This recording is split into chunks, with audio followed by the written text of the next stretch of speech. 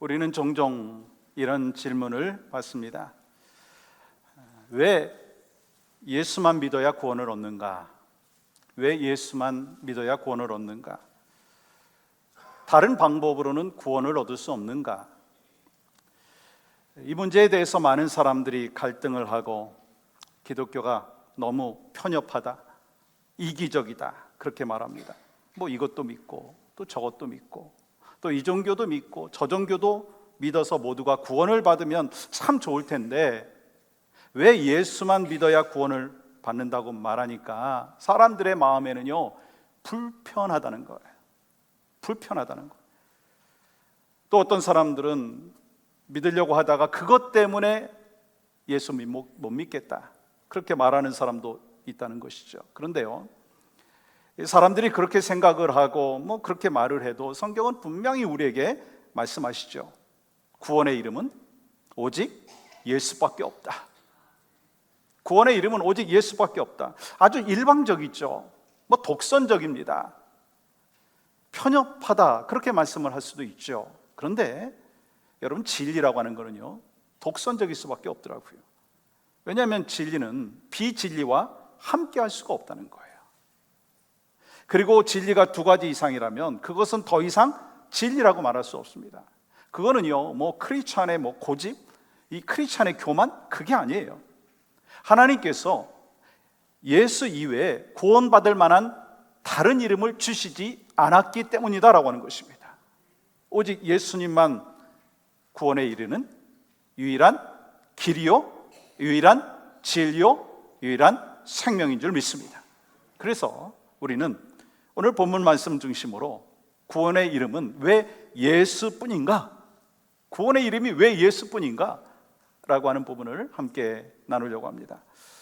예수님께서 베드로와 요한을 통해서 나면서부터 걷지 못한 사람을 치유해 주셨죠. 그래서 그 병자의 치유 사건으로 인하여 참으로 많은 사람들이 모여들었어요. 그때 베드로는 강력하게 복음을 선포합니다. 회개하라, 돌이키라.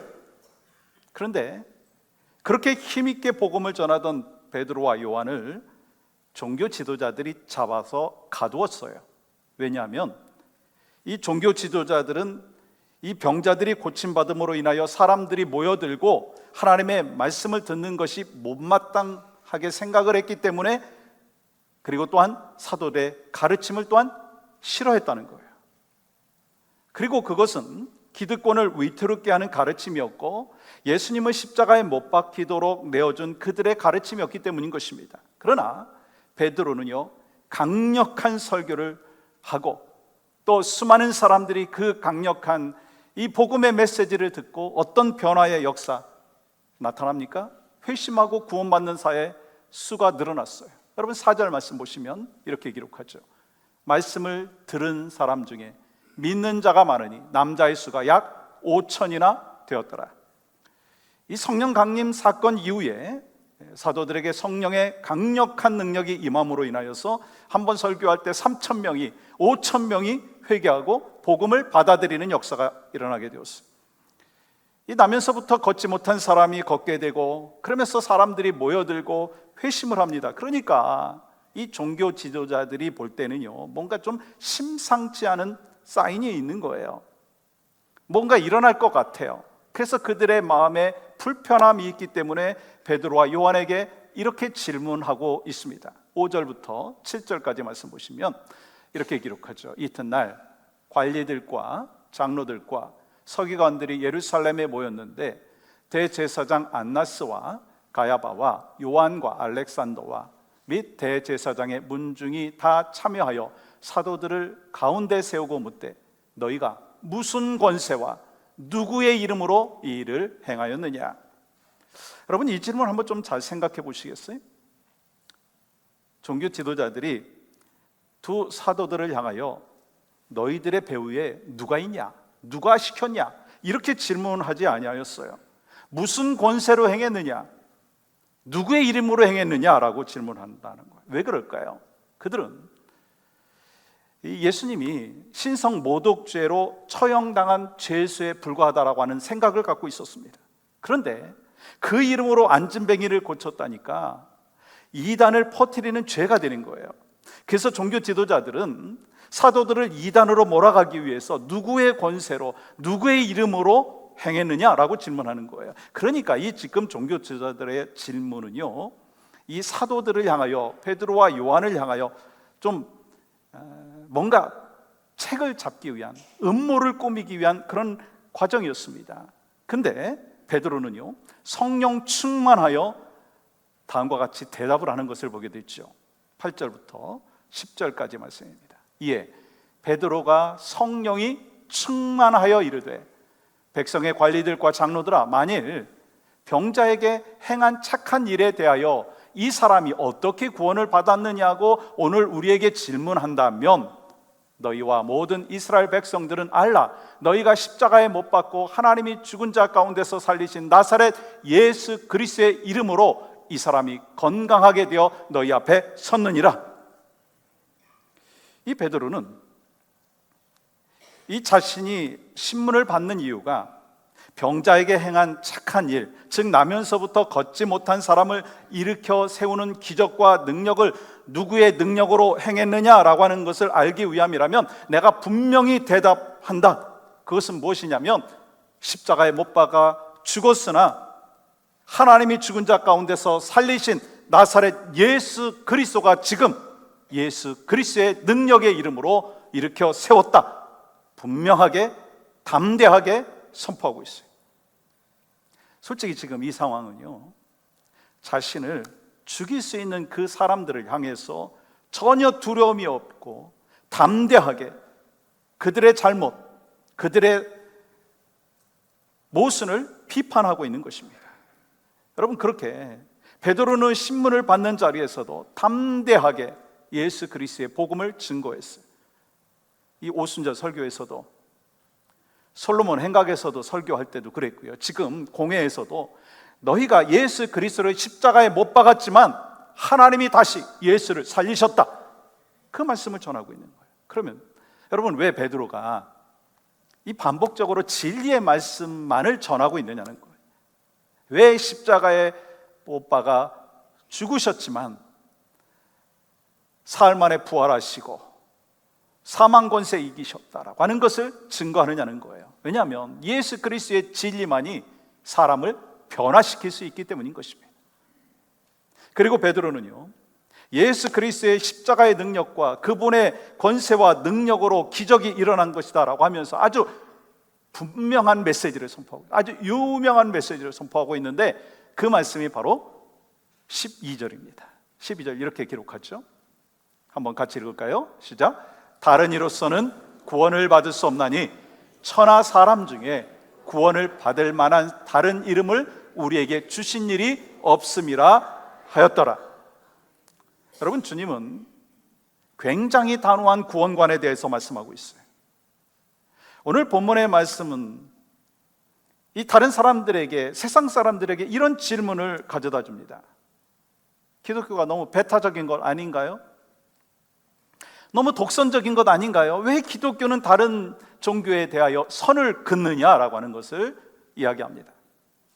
여러분, 그런 면에서 보면 여러분, 오늘 본문 12절은 아주 중요한 두 가지의 질문을 할 수가 있다는 거예요. 이 첫 번째 질문은 우리에게 구원이 꼭 필요한가? 우리에게 구원이 꼭 필요한가?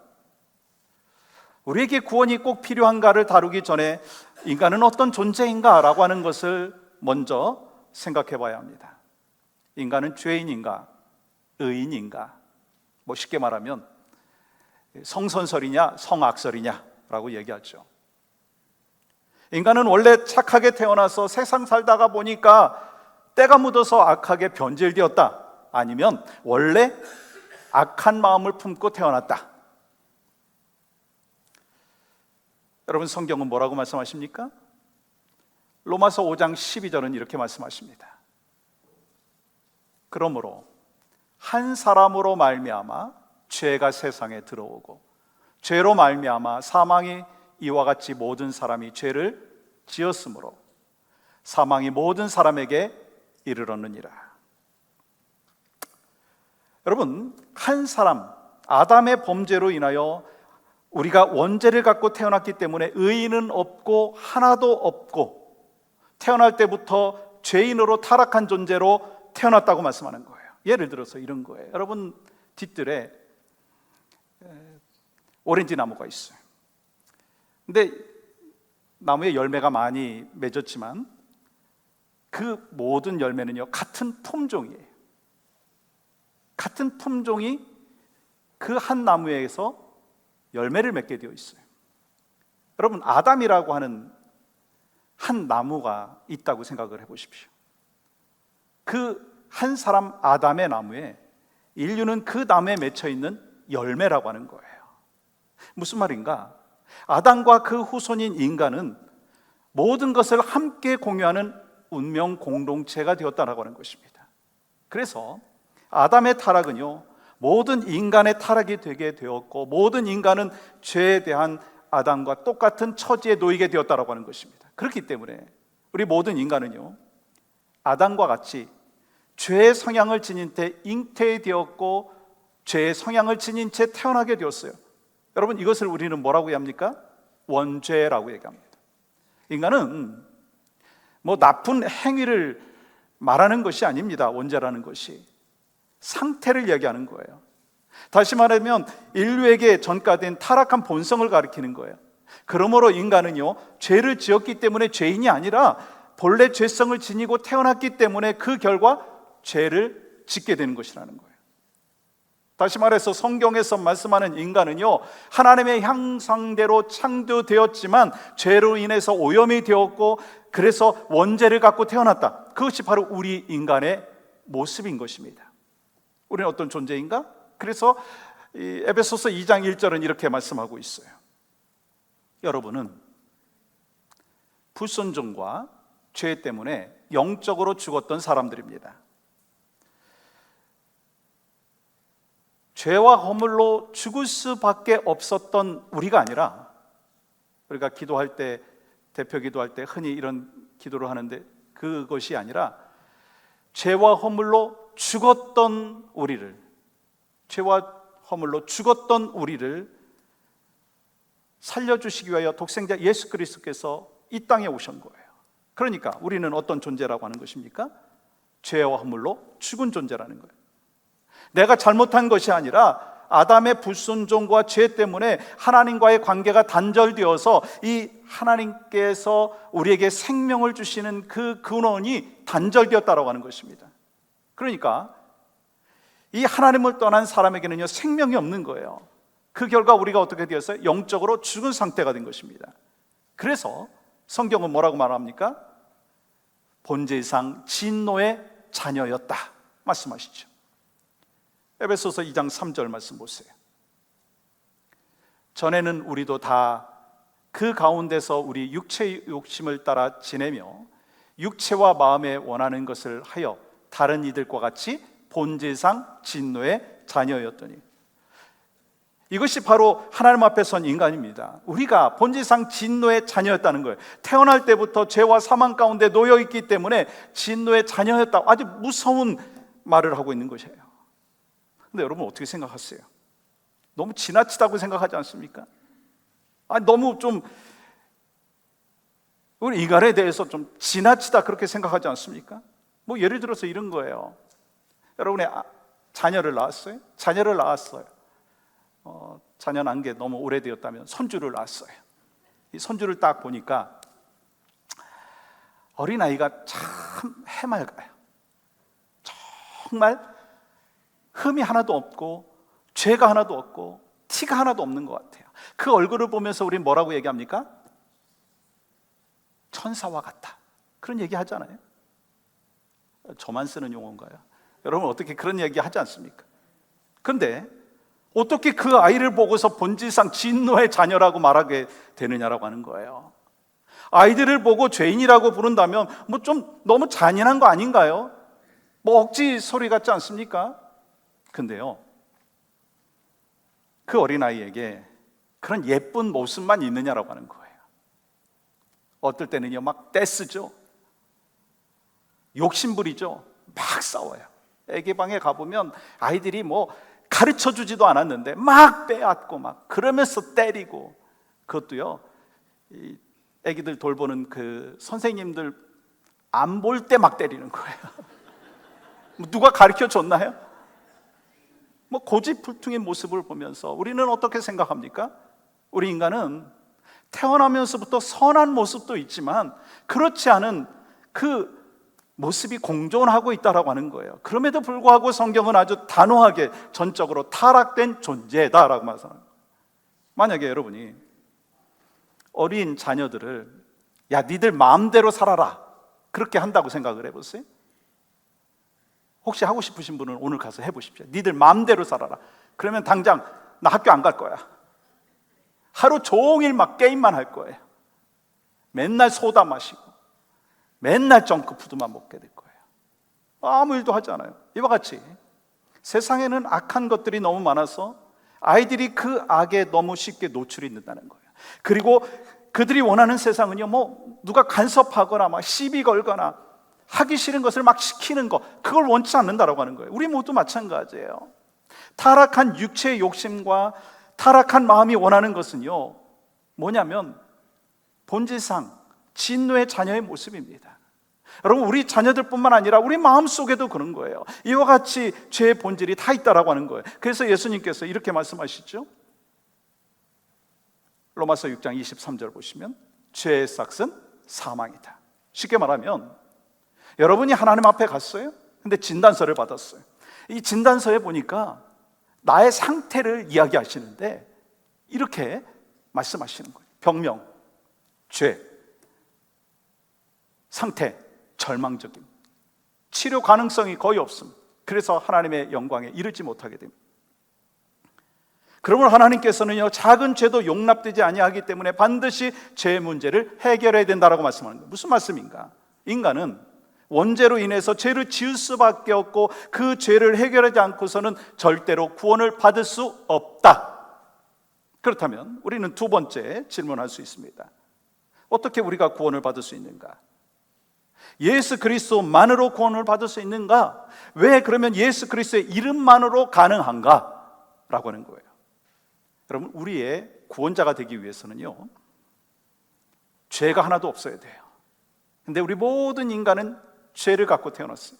죄가 없으신 분은 오직 예수 그리스도 한 분밖에 없어요. 그래서 예수 그리스도가 죄가 하나도 없으시고 완전하시기 때문에, 그래서 우리는요, 우리의 죄를 위해서 십자가에 죽으신 예수 그리스도를 믿음으로 구원의 역사를 경험하게 되는 것입니다. 다시 말해서 우리가 죄 때문에 지옥 가서 당할 그 고통을 예수님께서 십자가에서 대신 당하신 것이라는 거예요. 그리고 왜 그러면 예수님께서 유일한 구원자가 되시는가? 여러분, 사탄보다 능력이 강한 분은요, 예수님밖에 없어요. 그래서 예수님께서는요, 사탄 아래 매여 있는 우리를 구원하셨다는 거예요. 예수님께서 십자가에서 죽으실 때 이 사탄에게 뭐 정복당하는 것 같고 뭐 십자가에서 다시는 살아나지 못할 것 같았지만 사망 권세 이기시고 3일 만에 부활하셨어요. 왜요? 사탄을 이길 수 있는 권능, 권세, 파워가 있으시기 때문에. 그리고 예수님께서는 지금 하나님 우편에 앉아 계시면서 하늘에 있는 자나 땅 아래에 있는 자나 모두가 자기 무릎을 꿇고 경배 받으시는 그 구주가 되셨다는 거예요. 그리고 이 땅에 유일한 구원자는 오직 예수뿐인 것입니다. 그래서 사람들은요, 기독교를 좀 편협하다, 이기적이다 말하는 거예요. 근데 할 수 없어요. 그것이 진리이기 때문에. 여러분, 세상에는요, 진리가 많습니다. 제가 어려운 진리를 한번 질문을 할 텐데 여러분 대답 잘 하셔야 돼요. 2 더하기 2는 이 놀라운 수학적인 진리를 모르십니까? 2 더하기 2는 4. 아직도 모르시는 분이 계신 것 같아요. 이게 수학적인 진리예요. H2 플러스 O 뭐죠? 네, 물. 이게 화학적인 진리예요. 물은 위에서부터 아래로 흐른다. 이건 물리학적인 진리예요. 이 정도는 다 아시죠? 근데 성경은요, 뭐라고 말했냐면 진리는 예수라고 하는 거예요. 이게 바로 성경에서 말씀하는 진리인 거예요. 그러면서 예수가 누구인가? 예수는 구원의 길이요, 구원의 유일한 진리요, 생명이라고 말씀하는 거예요. 또한 죄에 빠진 인류를 구원하기 위해서 이 땅에 오셔서 중보하고 계시다라고 말씀하십니다. 그렇기 때문에 예수님은요, 여러 길 가운데 하나의 길이 아니라 유일한 길이라는 거예요. 예수 밖에는요, 어떤 구원도 없다는 것입니다. 죄 용서받을 수 있는 유일한 길은 오직 예수 그리스도의 보혈의 피밖에 없는 줄 믿습니다. 여러분 아시죠? 구원이요, 선행을 해서 얻을 수 있는 게 아니에요. 구원은요, 뭐 착한 행동을 해서 되는 게 아니에요. 막 노력을 해서 되는 게 아니에요. 구제 많이 해서 된다는 게 아닙니다. 교회 열심히 나온다고 구원받느냐? 아멘이신가요? 좀 헷갈리죠? 교회만 나온다고 구원받는 게 아니죠. 오직 예수 그리스도를 구주로 영접한 그 하나님의 사람에게 구원의 역사, 생명의 역사, 진리의 역사는 항상 있게 되는 줄 믿습니다. 여러분, 어떤 사람이요, 평생 동안 열심히 막 신앙생활을 했어요. 근데 생명 다하고 죽었죠. 이 천국문 앞에 도착을 했습니다. 막 천국문 안으로 들어가려고 하는데 누가 꽉 붙잡는 거예요. 베드로였어요. 잠깐만요. 이 문 통과하려면 약간의 절차가 필요한데요, 당신이 일생 동안 살아온 것을 점수로 환산해가지고 100점이 돼야 됩니다. 이 베드로가 이야기하니까 신앙생활 열심히 하다가 뭐 이렇게 천국 문턱에 가 있는 그 사람은 오케이, 뭐 100점 정도야, 괜찮습니다, 그렇게 대답을 한 거예요. 그랬더니 이 베드로가, 그러면 당신은 어떻게 살았습니까?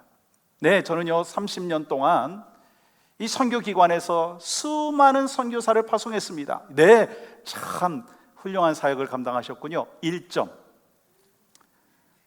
전 충실한 가장으로서 한 여자와 결혼을 해가지고 무려 50년 동안 싸우지 않았습니다. 와, 굉장한 부부시군요.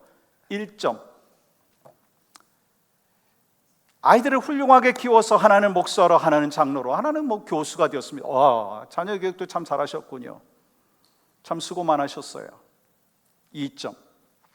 저는요 평생 동안 성경 공부 인도자로 헌신을 했습니다. 그래서 저를 통해서 예수 믿는 사람들이 생겼고, 또 낙심되어 있는 사람들이 또 회복이 되었어요. 2점. 저는 60년 동안 한 번도 교회에 빠지지 않았습니다. 와, 대단하시군요. 2점. 지금 몇 점이죠? 9점입니다.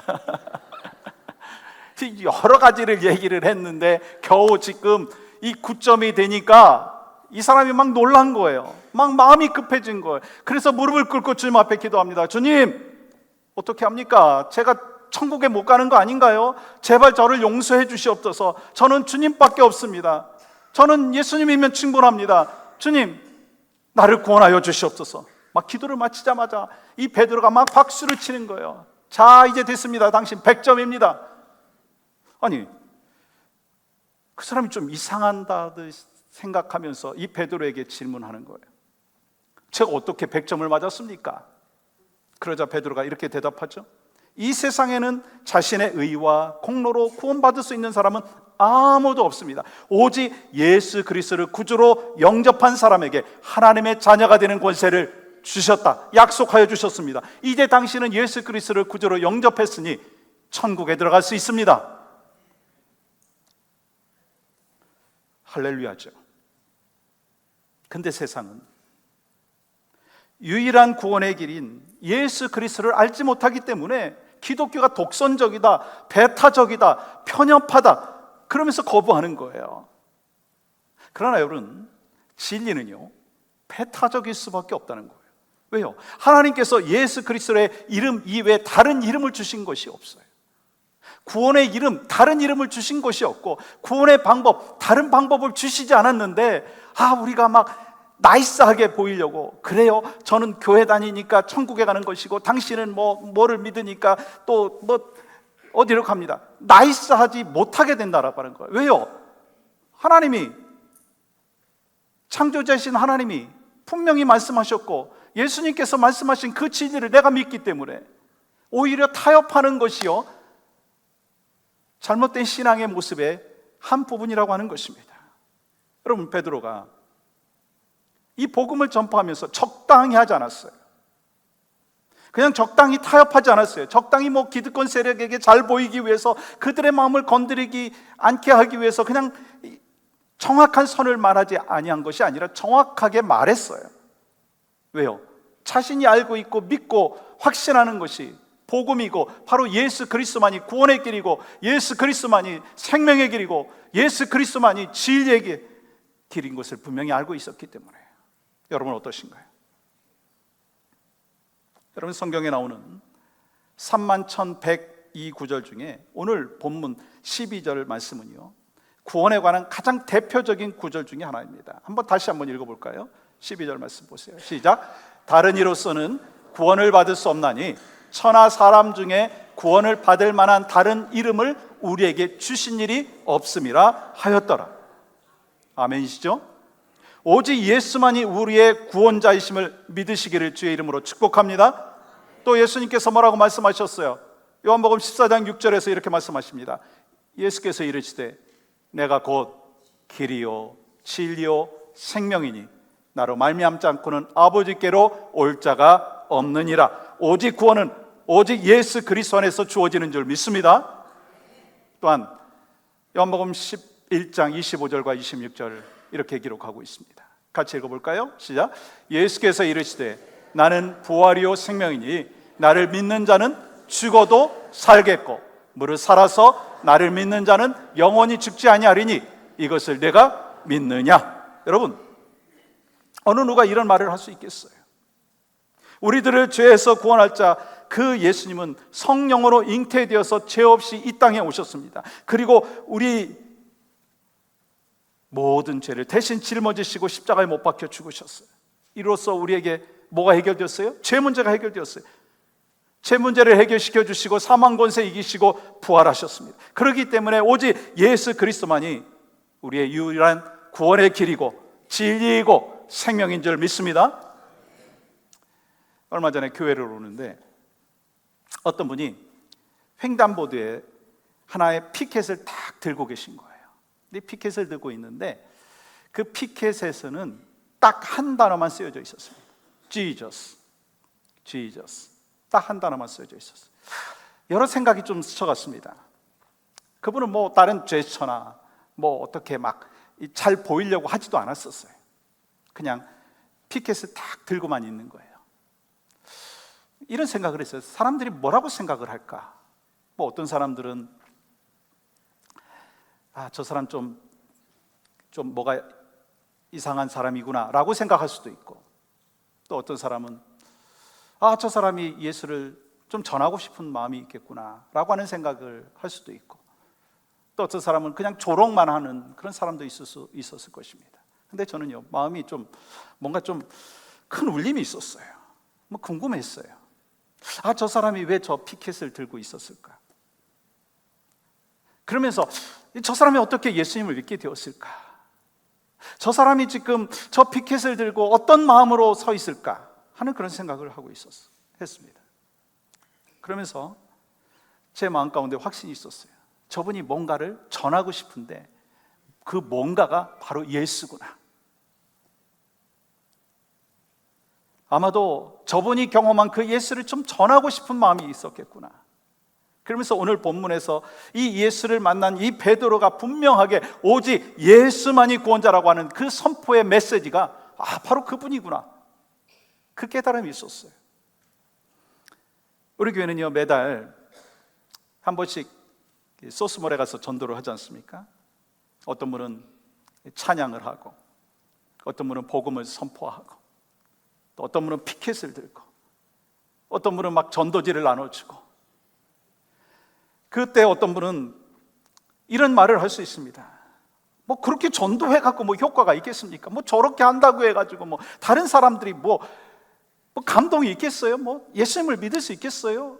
역효과 나는 거 아니겠어요? 그렇다면 그렇게 말씀하시는 분은 어떻게 예수님의 복음을 전하고 있습니까?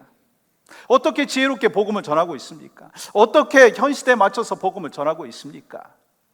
정말 예수님 사랑한다면 성령의 충만함을 입은 사람이라고 한다면 어떤 방법이 막 지혜롭고 어떤 방법이 효과적이라고 생각하기 전에 때를 얻든지 못 얻든지 복음을 전할 것입니다.